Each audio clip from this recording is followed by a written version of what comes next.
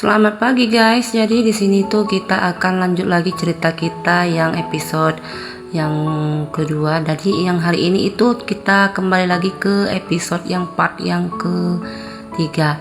Oke, jangan berlama-lama, kita langsung saja ke cerita si Sibel dengan si Zami. Zami tersenyum sembari membetulkan selang infusnya. Emangnya dia pikir mau ngapain? Anak gadis orang sudah terparnoan saja. Sementara Sibel terdiam dengan wajah pias. Hampir salah sangka. Habisnya pria ini mencurigakan sekali. Tidak bisakah agak lebih berjarak sedikit? Kamu berhutang budi padaku, kata Zami kali ini, mengambil duduk di pinggir bed rumah sakit. Siapa suruh nolongin? Kalau nggak ikhlas harusnya tinggal pergi, jawabnya di luar prediksi. Memang satu wanita ini agak unik. Tambah gemes kan lawan bicaranya. Seputus asa itu cuma ditinggalin pria kayak gitu doang. Cuman doang? Pasti situ jomblo ya, dasar tidak berperasaan. Lah iya, rugi di kamu dong sakit sendirian. Bukan urusanmu, ujarnya kesal. Harusnya aku ditinggalkan saja. Sudah untung ditolongin, begini cara berterima kasih kamu. Ngeselin, tapi merasa kasihan juga. Apa cewek patah hati otaknya jadi konslet sampai setidak peduli ini? Terus aku harus bagaimana? Nanti aku ganti. Tas aku mana? Handphone? Sibel baru ngeh, barang-barangnya tak terlihat. Di tas, jawabnya datar. Tasku mana? Di mobil, jawabnya lagi irit bicara. Mobilku masih mogok di pinggir jalan. Di bengkel. Aku sudah suruh orang mengambilnya. Barang aku kebawa dong. Di mobilku tadi nggak sempat bawa. Nolongin kamu dulu yang pingsan. Oh, tapi aman kan di mobil kamu? Semoga saja. Kalau masih di sana berarti tidak hilang. Is, nggak jelas banget sih. Sibel bangkit dari ranjang, hendak turun. Namun Zami langsung menahannya. Mau kemana? Kamu masih sakit. Ambil handphone. Mobil kamu parkir sebelah mana? Jauh dia di tempat. Nanti aku ambilkan semua barang kamu. Tidak usah khawatir. Aku sudah menelpon orang tuamu. Mungkin sebentar lagi ke sini. Sambung Zami menenangkan. Siapa yang nyuruh? Emang situ kenal? Tahu? Om Emran dan Tante Kaira kan? Kata Zami membuat Sibel terheran-heran. Sok tahu, sanggahnya cepat. Amira Sibel Kaira, putri dari pasangan Bapak Emran Kairi dan Ibu Kaira Auski, pasangan pembisnis dari RSC Group dan Emerald Jewelries. Kata Zami hafal betul silsilah keluarganya. Kamu menguntitku? Tanya gadis itu tak percaya. Emangnya aku seluang itu sampai harus menguntitmu? Nona, mobilmu sedang dalam perbaikan. Lain kali jangan keluyuran malam hari. Is, ini juga gegar adikmu yang masuk ke hubungan orang lain. Apa dia berulah lagi? Aku kan sudah dia penyebab rusaknya hubungan kami. Urus sana. Yakin? Pergi dari sini. Aku males berdebat dengan cowok ngeselin kayak kamu. Serius ngusir? Orang tuamu belum datang. Bagaimana caranya kamu menyelesaikan semuanya? Tolong ambilkan ponselku. Pinta Sibel akhirnya butuh juga. Bisa pakai punyaku dulu, kata Zami menyodorkan ponsel miliknya. Sibel tidak menerima, melainkan diam saja dengan tatapan ragu. Tak berselang lama, kedua orang tuanya datang. Bu Kay begitu panik saat dikabari kalau putrinya di rumah sakit. Sibel, bagaimana keadaanmu? Nak, apa yang terjadi? Tanya Uma Kay khawatir. Apes mah, jawabnya datar. Terima kasih Zami, untungnya ada kamu yang nolongin. Tadi sudah dilarang umanya supaya tidak keluar, malah ngeyel. Ayah, enggak gitu juga konsepnya. Sibel ada urusan lah, sahut Sibel tidak terima. Sama-sama om, kebetulan lewat aja. Iya, Mobil Sibil sedang dalam perbaikan di bengkel. Tas sama handphonenya ketinggalan di mobilku. Sebentar Zami ambilkan. Giliran ayah yang ngomong langsung diambilin. Dari tadi kenapa? Sibil, dia sudah selamatin kamu.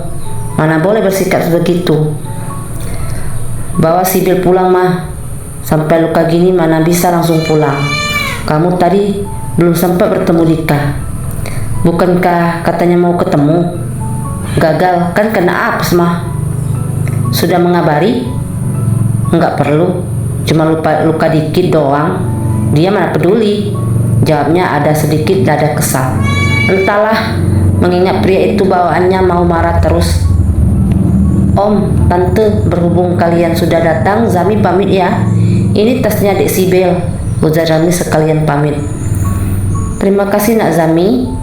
Maaf ya jadi ngerepotin, ucap Uma Kaira menerimanya. Selepas Zami pamit, Sibil langsung kepo dengan pria yang baru saja menolongnya. Kenapa kedua orang tuanya begitu mengenalinya? Uma kenal sama mas-mas tadi. Dia anaknya teman Uma sayang. Ya jelas tahu. Sekarang sudah besar, tampan kayak bapaknya. Pak Herman mendehem keras dengan lirikan kecil. Ya, Pak Emranku yang paling tampan. Untung saja ada Zami. Betapa bahayanya begal di jalan. Maaf, nggak nyangka bakal kejadian kayak gini.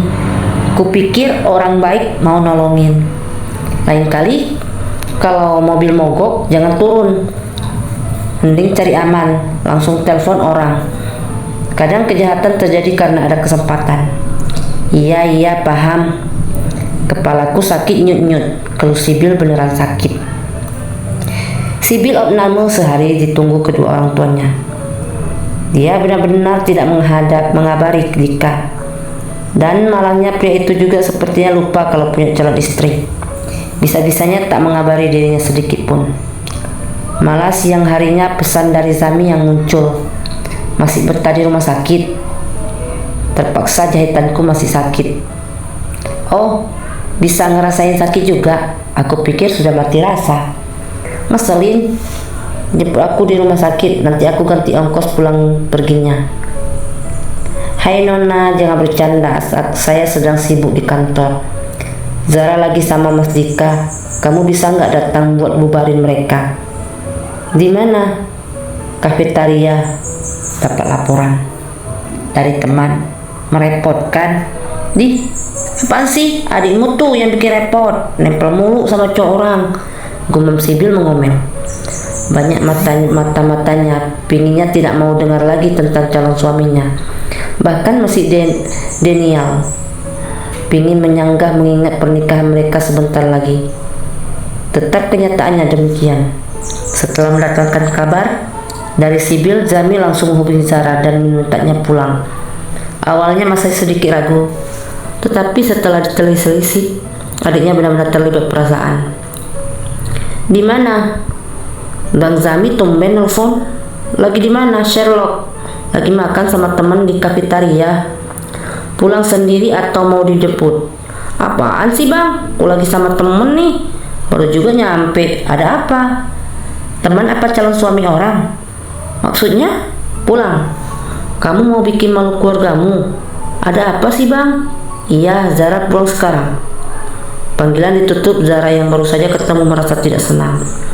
Terpaksa harus pamit daripada abangnya nyusulin ke sini. Siapa Zara? Abangku mas. Zara pulang dulu ya. Oke, perlu diantar? Nggak usah. Maaf ya, kali ini nggak bisa nemenin. Oke, sampai ketemu besok di kampus. Zara ngangguk, berlari kecil ke mobilnya. Dia harus segera pulang kalau abangnya sudah bertinta. Sebenarnya ada apa? Kenapa tadi kedengaran serius sekali? Apakah Bang Zami sudah tahu kalau Zara punya pacar? Balada punya kakak jomblo, posesif, selalu membuatnya tidak tenang. Mana galak, kadang membuat teman-temannya pada takut untuk mendekat. Dari mana? Tanya Zami. Begitu adiknya sampai di rumah. Abangnya nggak ke kantor. Kok jam segini di rumah? Bimbingan bang, sekalian nyari makanan di luar. Bimbingan apa? Sama Dika? Abang kenal sama Pak Dika? Jauhin dia. Nggak usah ketemu lagi, bikin repot abang saja.